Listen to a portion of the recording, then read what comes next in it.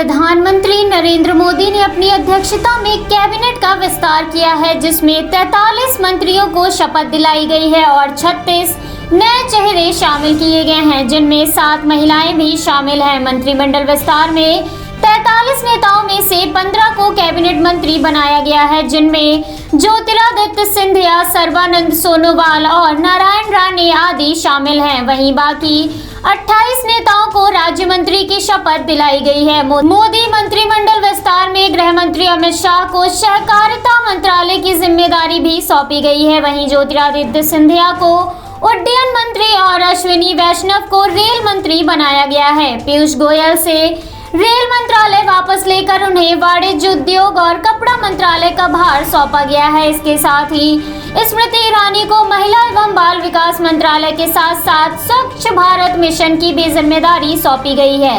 वहीं चर्चा में बने हुए पशुपति पारस को भी मंत्रिमंडल विस्तार में खास जगह देते हुए खाद्य प्रसंस्करण मंत्रालय की जिम्मेदारी सौंपी गई है। किरण रिजिजू को खेल मंत्रालय से हटाकर उन्हें संस्कृति मंत्रालय का जिम्मा सौंपा गया है। मंत्रिमंडल विस्तार में काफी फेरबदल की गई है, जिनमें कई पुराने चेहरे तो कई नए चेहरों को जगह मिली है।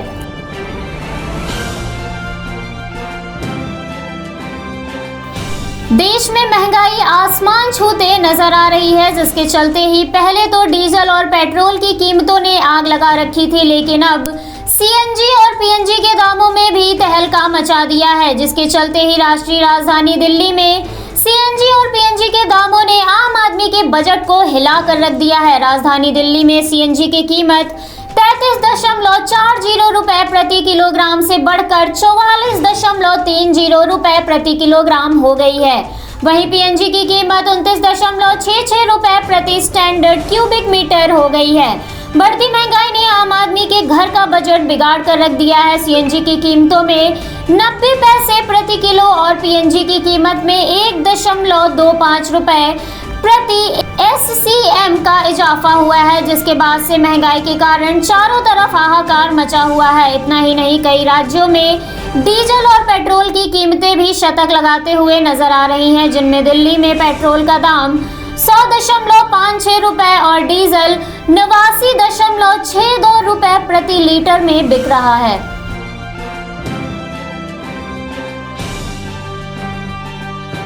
मोदी के मंत्रिमंडल विस्तार के बाद इसका आकार पहले से भी बड़ा हो गया है, जिसमें कई केंद्रीय मंत्रियों के पद में फेरबदल किया गया, जिसमें 43 मंत्रियों ने पद व गोपनीयता की शपथ ली और अब मंत्रिमंडल में जिम्मेदारियां मिलने के बाद मंत्रियों ने कार्यभार संभालना शुरू कर दिया है। मंत्रिमंडल में अश्विनी वैष्णव समेत कई मंत्रियों ने पदभार संभाल लिया है। जेडीयू नेता आरसीपी सिंह ने इस्पात मंत्री का पद संभाल लिया है। मनसुख मांडविया को देश का नया स्वास्थ्य मंत्री बनाया गया है। अश्विनी वैष्णव ने इलेक्ट्रॉनिक्स और सूचना प्रौद्योगिकी मंत्रालय का काम संभाला है। वहीं अनुराग ठाकुर ने भी सूचना प्रसारण मंत्रालय पहुंचकर काम शुरू कर दिया है।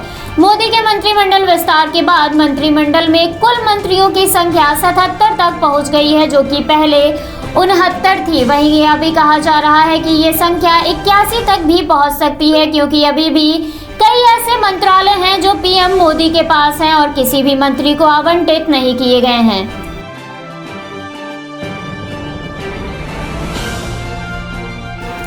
लोक जनशक्ति पार्टी के नेता चिराग पासवान और उनके चाचा पशुपति कुमार पारस के बीच लगातार विवाद जारी है, जिस बीच ही चिराग ने पार्टी नेता के रूप में मान्यता देने के संबंध में लोकसभा अध्यक्ष ओम बिरला के फैसले को चुनौती देने के उद्देश्य से दिल्ली हाईकोर्ट का रुख किया है, जिसके लिए चिराग ने हाईकोर्ट में याचिका दाखिल करते हुए कहा है कि ये निर्णय समीक्षा अध्यक्ष के पास लंबित है और स्मरण कराने के बावजूद कोई कार्रवाई नहीं की गई, जिस वजह से ही उच्च न्यायालय का दरवाजा खटखटाया गया है। चिराग पासवान द्वारा दाखिल की गई याचिका में कहा गया है कि लोकसभा में नेता का परिवर्तन पार्टी विशेष का विशेषाधिकार है और वर्तमान मामले में संविधान के अनुच्छेद 26 के तहत याचिकाकर्ता को यह अधिकार प्राप्त होता है कि केंद्रीय संसदीय बोर्ड ये तय करेगा कि विधानसभा में नेता, मुख्य सचेतक आदि कौन होगा कौन नहीं।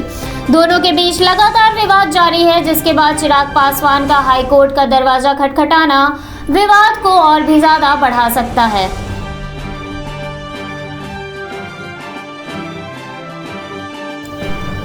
उत्तर प्रदेश में कोरोना का कप्पा वेरिएंट पहली बार मिला है। साथ ही इस वेरिएंट को वेरिएंट ऑफ इंटरेस्ट भी घोषित किया जा चुका है। कोरोना के इस वेरिएंट ने प्रशासन की चिंताएं बढ़ा दी हैं, जिसके लिए वेरिएंट की पुष्टि के बाद शासन ने पूरे मामले की जानकारी बीआरडी मेडिकल कॉलेज प्रशासन से मांगी है, जिसमें संक्रमितों का नाम पता सहित पूरी जानकारी देने की बात कही गई है। कोरोना के दूसरे वेरिएंट B.1.617.1 को कप्पा कहा जाता है, जिसे WHO ने अप्रैल के माह में वेरिएंट ऑफ इंटरेस्ट घोषित किया था। उत्तर प्रदेश में कोरोना के इस वेरिएंट से ग्रसित पाए गए एक मरीज की मौत हो चुकी है, जो कि देवरिया का रहने वाला था। वहीं दूसरा मरीज गोरखपुर का है, जिसे परिजनों ने गंभीर हालत में बीआरडी मेडिकल कॉलेज में भर्ती कराया है।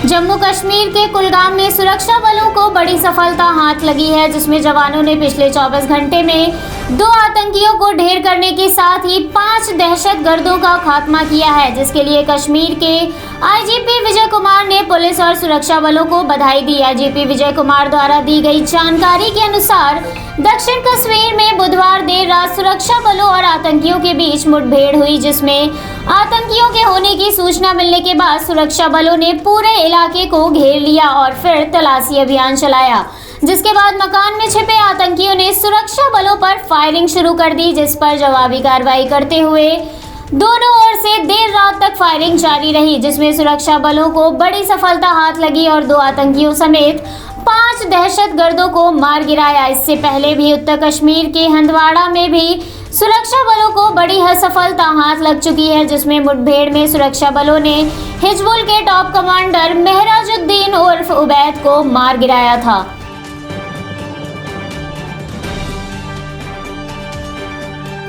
भारतीय सेना के जवानों को देश की सुरक्षा के लिए जाना जाता है, जिस पर सभी देशवासी गर्व करते हैं। लेकिन वहीं दूसरी ओर भारतीय सेना के 2 जवानों ने मात्र 92,000 रुपए के लिए पूरे देश की सुरक्षा को दांव पर लगा दिया, जिसमें दोनों जवानों ने 900 के करीब संवेदनशील दस्तावेज पाकिस्तान पहुंचा दिए हैं। इतना ही नहीं, इन दस्तावेजों में से 800 दस्तावेज ऐसे हैं जिन्हें जानकर भारतीय सुरक्षा और सेना मंत्रालय की नींद उड़ गई है, जिसके बाद सेना ने कारगिल इलाके में अपनी तमाम गतिविधियों और पूरे स्टाफ में तब्दीली कर दी है। जालंधर देहात से हाल ही में पुलिस ने 2 भारतीय सेना के जवानों को गिरफ्तार किया है, जिसमें हरप्रीत 2017 में 19 राष्ट्रीय राइफल्स में भर्ती हुआ और फिर उसके साथ तैनात गुरबेज सिंह के साथ अपनी 60 गांठ बिठाकर गोपनीय दस्तावेजों को हासिल कर पाकिस्तान पहुंचा दिया, जिसके लिए उन्हें मात्र 92,000 रुपए की राशि मिली। पाकिस्तान पहुंचाए गए दस्तावेजों में भारतीय सेना के पास कारगिल में क्या तैयारियां हैं, कहां पर कितने हवाई एयरबेस हैं और कितने नए अभी तैयार हो रहे हैं, और भी कई खुफिया और संवेदनशील जानकारियां थी, जिसके बाद से भारतीय सेना ने अपने एयरबेस को भी बदलना शुरू कर दिया है।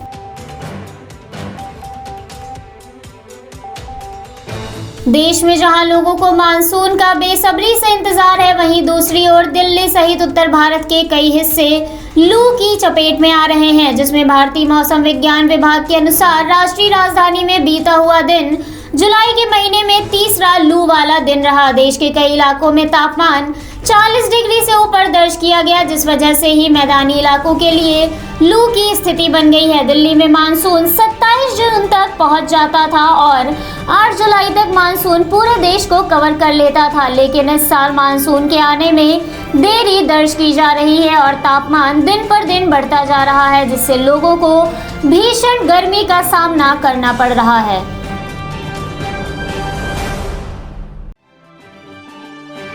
देश में लगातार संक्रमण के मामलों में गिरावट दर्ज की जा रही थी, लेकिन दैनिक मामलों में एक बार फिर से वृद्धि दर्ज की गई है, जिसने चिंताएं और भी ज्यादा बढ़ा दी हैं। बीते 24 घंटे में संक्रमण के 45,892 मरीज मिले। इस दौरान 817 लोगों ने संक्रमण से अपनी जान गंवा दी।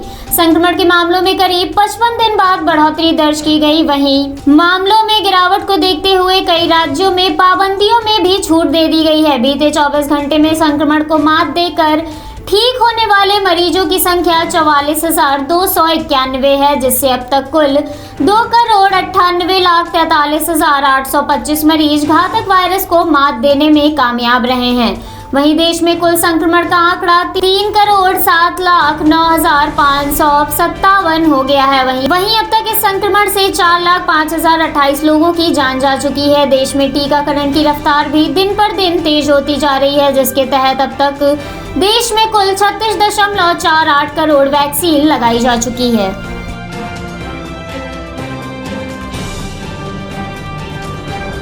अमेरिका से भारत को वैश्विक दान कार्यक्रम के तहत कोरोना की वैक्सीन मिलना बाकी है, लेकिन इसकी आपूर्ति कुछ नियामक कारणों से रुकी हुई है, जिसकी जानकारी अमेरिका द्वारा दी गई। पिछले महीने ही अमेरिका ने उसके देश में निर्मित कोरोना वैक्सीन की 8 करोड़ डोज पूरे विश्व में देशों को वैश्विक दान के तहत भेजने का संकल्प लिया था, जिसमें भारत के पड़ोसी देशों समेत कई देशों को अमेरिका से पहले ही वैक्सीन मिल चुकी है, जिसमें माना जा रहा था कि भारत को भी वैक्सीन की 20 लाख खुराक जल्द मिल जाएगी। लेकिन अब देरी देखी गई तो अमेरिका ने इस पर जानकारी साझा करते हुए बताया है कि भारत में टीकों की आपूर्ति और इसमें हो रही देरी के लिए क्षति से सुरक्षा का एक मुद्दा कारण है। वहीं अमेरिकी दूतावास के एक अधिकारी का कहना है कि अमेरिका की ओर से देरी नहीं हो रही है। राष्ट्रपति जो बिडेन ने इस साल की शुरुआत में जो घोषणा की थी, इसके तहत दुनिया भर के देशों को टीके के उत्पादन में से 8 करोड़ खुराक दी जाएंगी।